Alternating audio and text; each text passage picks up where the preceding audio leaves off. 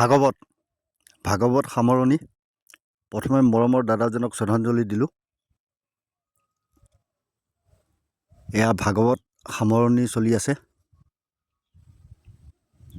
ये भागवत एंडिंग है, तो इसके बाद इस साल के लिए ख़त्म हो जाएगा।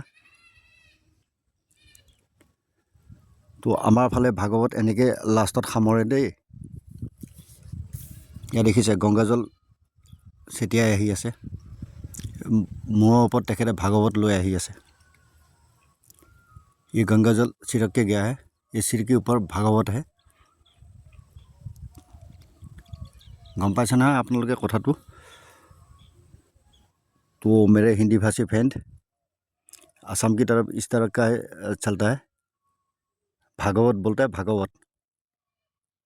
तो অসমীয়া মানুহখিনিয়ে জানে ভাগৱত কেনেকৈ ভ্ৰমণ কৰে আৰু শেষ মুহূৰ্তত কেনেকৈ নামঘৰৰ ভিতৰতে ঘূৰাই পেলাই তেখেতক স্থাপন কৰে।